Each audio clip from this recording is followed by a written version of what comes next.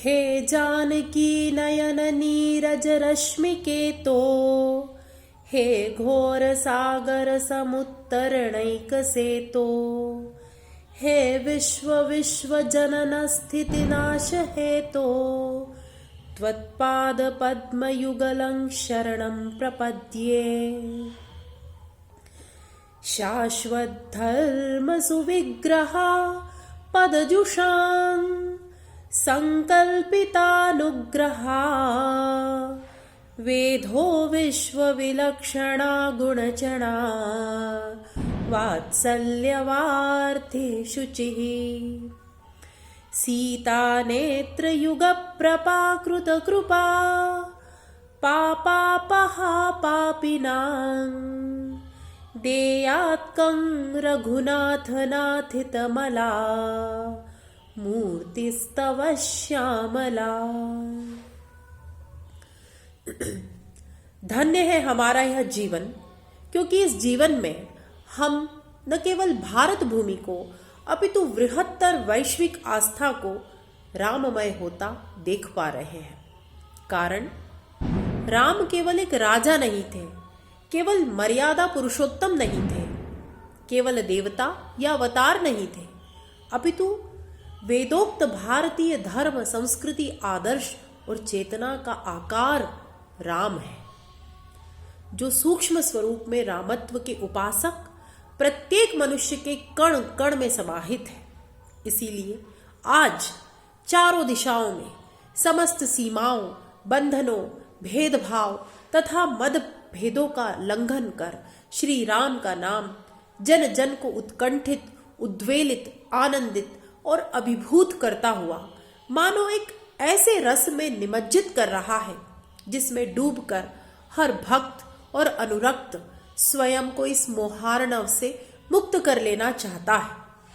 अपनी अपनी शैली में, अपने अपने सामर्थ्य के अनुसार जन जन प्रभु श्री राम के चरणों में स्नेह संवलित, सद्भाव सुरभित पुष्प अर्पित कर प्रभु की कृपा की सात्विक कामना से मानो कांतिमान हो रहा है।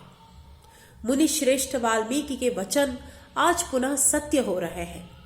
रामायण में युद्ध कांड में राम राज्य का वर्णन करते हुए वे कहते हैं, रामो रामो राम इति प्रजानाम भवन कथाः, राम भूतं जगदभूत रामे राज्यम प्रशासति।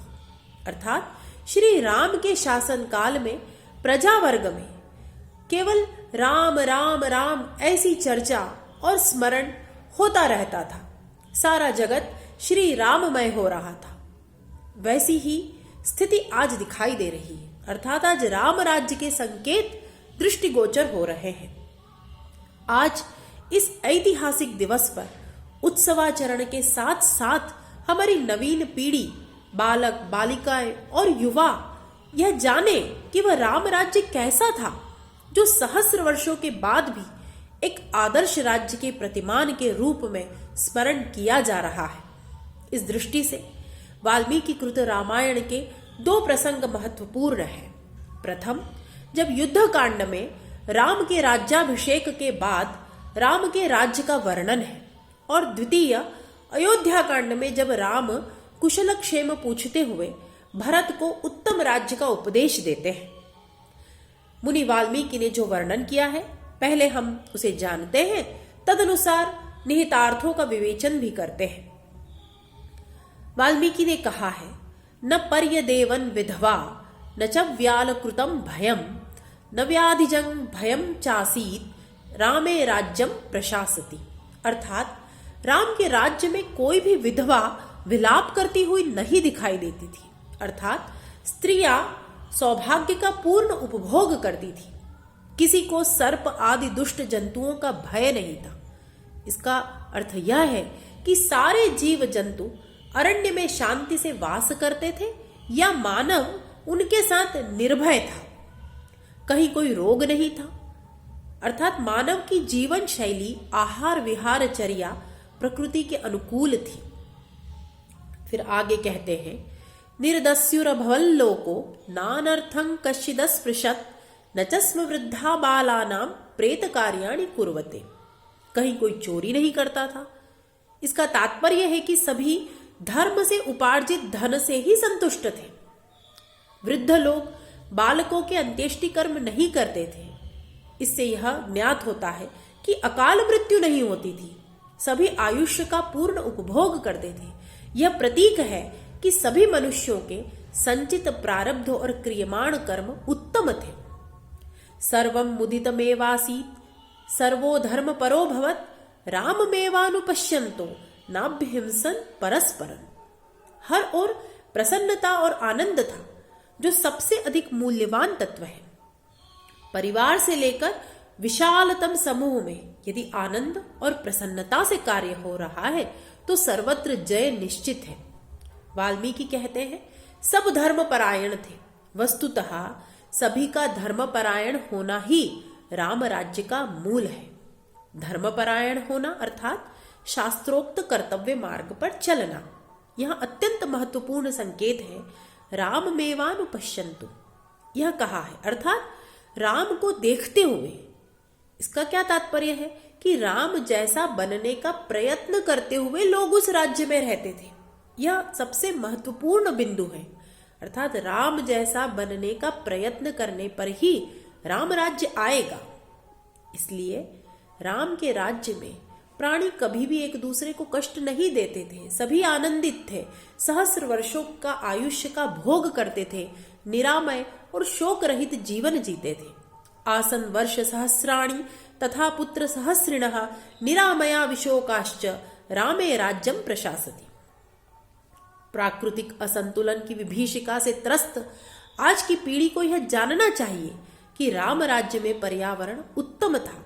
सर्वत्र पुष्पित पल्लवित सफल वृक्षादि थे। ऋतुचक्र नियमित था।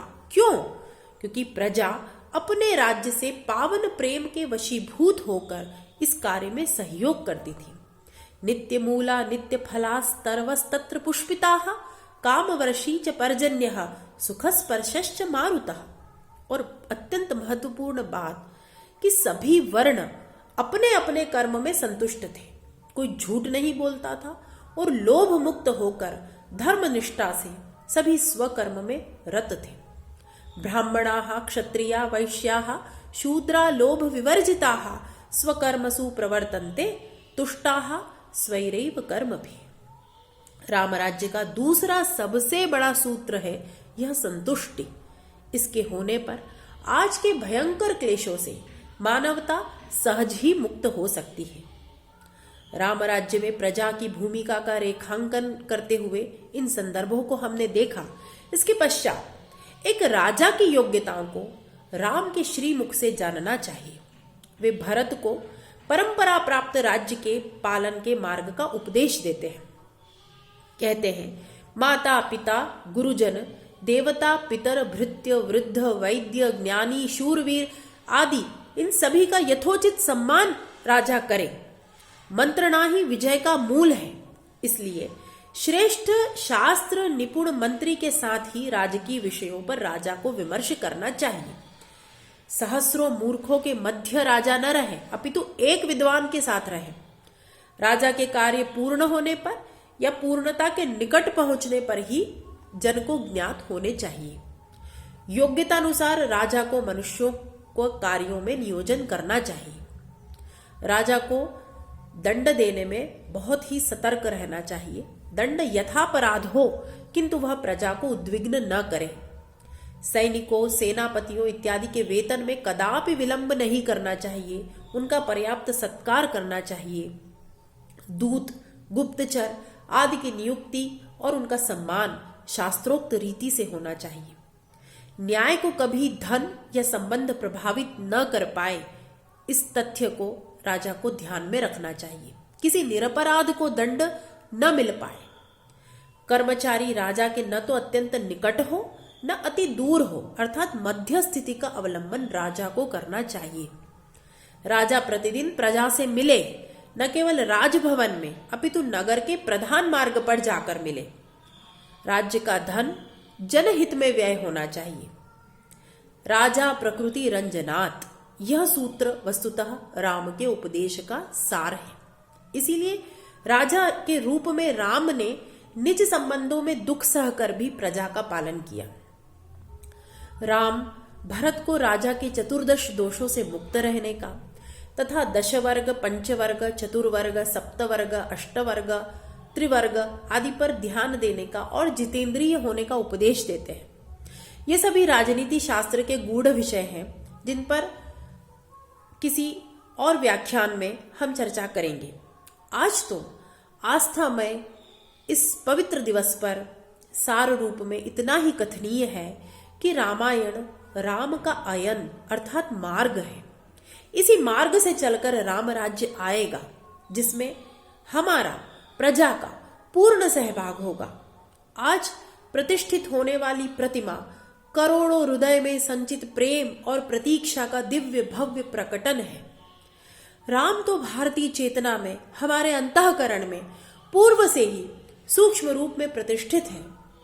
आज अवसर मिला है उस सुप्त देवत्व, उस रामत्व को जागृत करने का। हर घर में, हर नर में राम हो, हर नारी में सीता हो। यह प्राण प्रतिष्ठा इस भूमंडल पर दिव्य सात्विक धर्म मार्गानुयायी हर उपासक, हर उत्कर्ष साधक जन जन के हृदय में हो। इसी आह्वान के साथ सभी को अनंत अशेष शुभकामनाएं। जय श्री राम।